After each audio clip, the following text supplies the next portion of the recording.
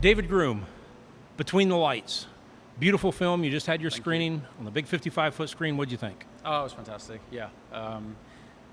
Given our experience 6 years ago with the short film, it was always a tantalizing prospect to be back with the debut feature, knowing that it was going to be screened in such a great theatre, knowing that there was going to be such a packed house and engaged audience, and it lived up to expectation. Excellent execution of the film. Thank you. Character development, everything, all aspects. Your films always have a really beautiful scenery in it. Mm-hmm. The landscape that you choose, the composition of the screen. Is this something that comes natural to you? I mean, when you started taking pictures or film at first, is that what... I suppose it must come natural due to how significant that is to the both of us, just subconsciously. Right. We have always had a love of film. We've always been into photography. So I suppose, you might sort of develop a bit of a aesthetic perfectionist view. Do you think it has anything to do with where you're from? Because where you're from, which is the Lake District, I take it? Yep, Lake District National Park. Beautiful scenery, gorgeous countryside. Yeah. An appreciation for growing up in an area like that 100%. Makes you want to make films that look like what you grew up around, you think? Yeah, that's the thing. We've always wanted to, we always view, and again, because of where we're from, I'm sure, having this love of this aesthetic scenery, and even more so when it's natural like that. And we've always made a point of trying to write it in as almost like an extra character. A lot of people might say that sort of priority should come second or third down the list. But we've always wanted to amplify, utilize that, what's already there in front of you, and if you can capture it successfully. And I think it is because that's the landscape in which we grew up, yeah. It really comes through in your films. Appreciate that. Someone brought up after the screen about your use of lights, and I don't mean like lights, but the lighting for the Christmas scenes. You had 3 Christmases in your film. I found it interesting, and I want to ask you why, when you'd said that you had used 3 different sets of lenses, all Soviet lenses. Mm-hmm. The reason for that is? We went into the project knowing that we definitely wanted 3 different color grades, and we were fortunate enough to have a very skilled DOP who obviously you know what DOPs are like. They always come into it with their own ideas and concepts as well. So we put our heads together, and he wanted to go further than just lighting it a certain way and relying on post to bring it all across. And it was his idea to have different sets of lenses to be utilized on the different Christmases that we were portraying. And the end result was everything we hoped for.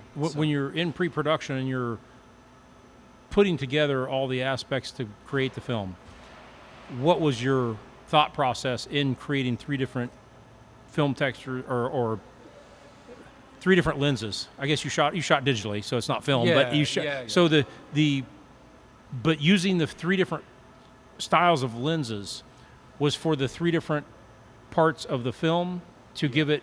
What was the psychological reason behind using that for the audience? I think to distill it down, I think we just really wanted to emphasize a particular mood for each of the 3 Christmases. The first one is excitement and brevity and the festivities of the holidays and all of that, and lots of bright colors, and it's very soft.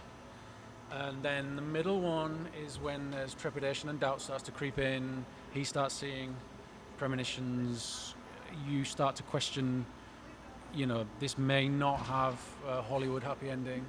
So it's very, very white, very neutral, very ambiguous almost in that scale. And then obviously with the 3rd Christmas, there's a lot of melancholy, a lot of grief and sadness. There's also a lot of hope and discovery as well, but of course we went with the blue scheme for that. To denote a little sadness. Yeah, just to really bring the feel down to a little. Drive home exactly what it was that we were trying to get across in the narrative. Yeah. Right.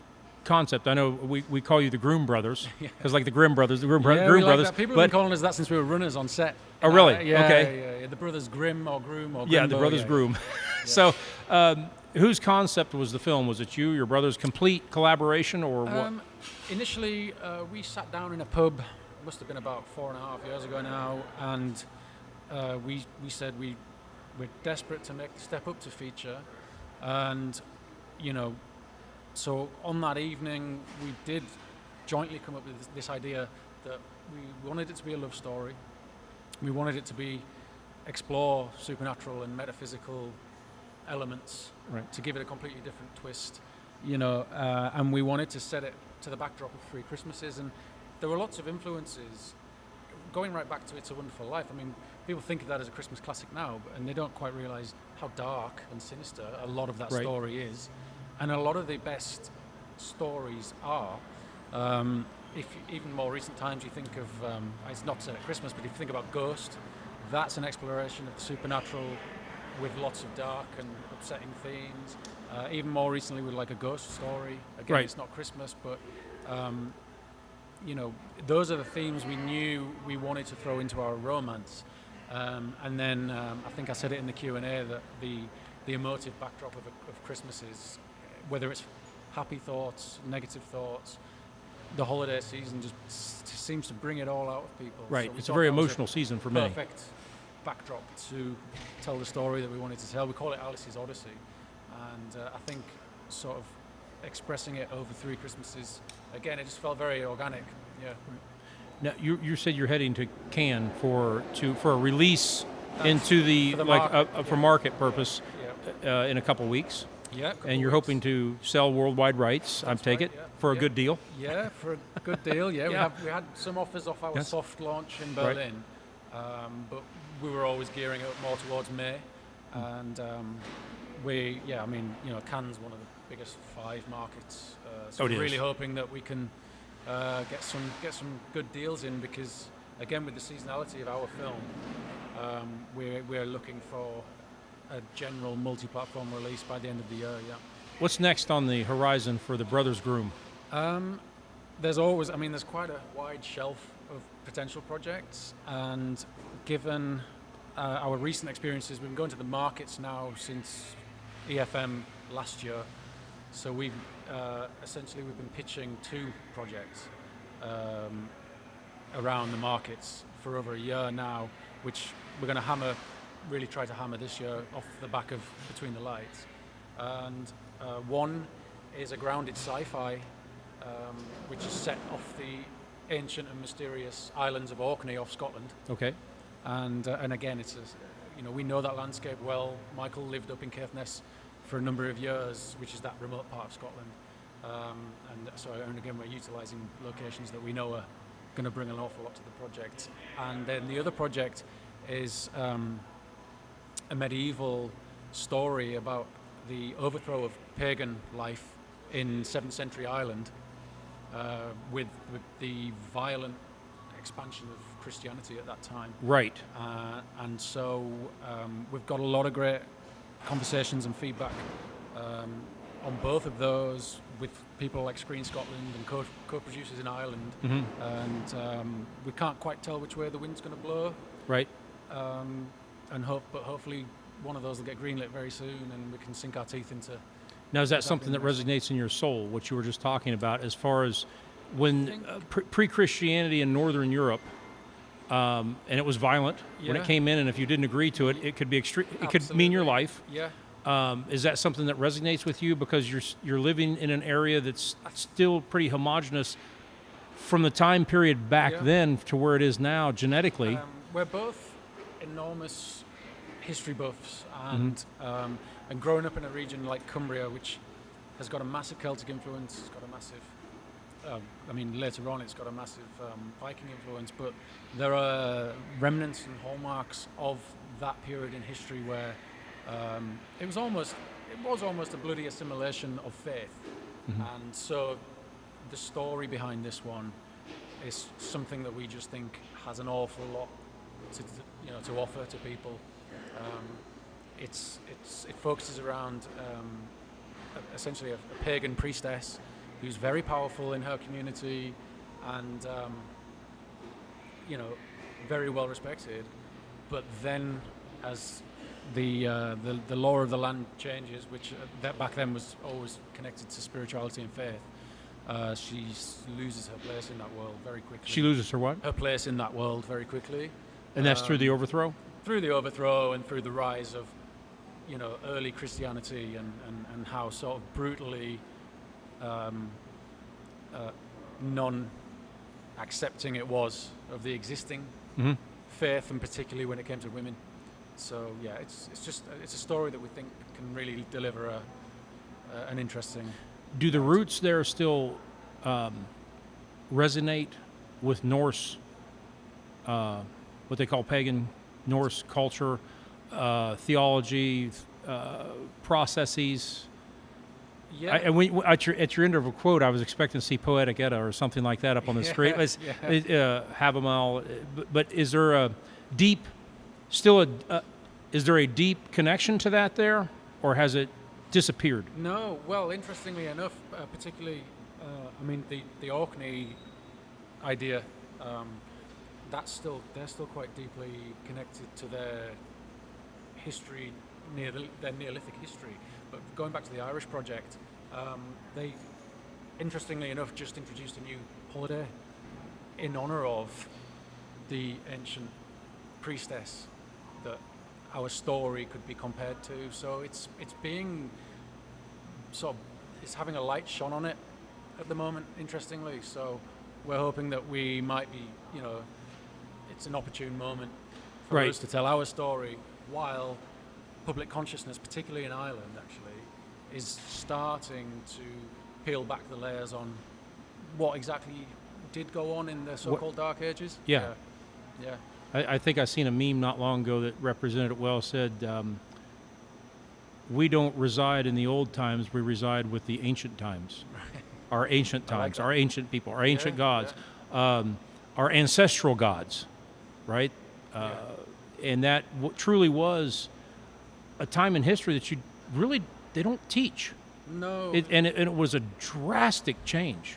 Yeah. And how it was handled and how it was done. And it's interesting because it's kind of hidden in plain sight as well, because the assimilation, they kept a lot of the gods became saints, and the pagan festivals became religious holidays. Odin hung on a tree. But then at the same time, the assimilation was also brutal in that if you didn't accept the new names and the new customs surrounding these ancient customs, you were cast out, if not worse. And I think thematically we just think there's so much to unpack. Right. It's It kind of reminds me when you were talking about that. I didn't know you were going to go there. It's one of my favorite subjects.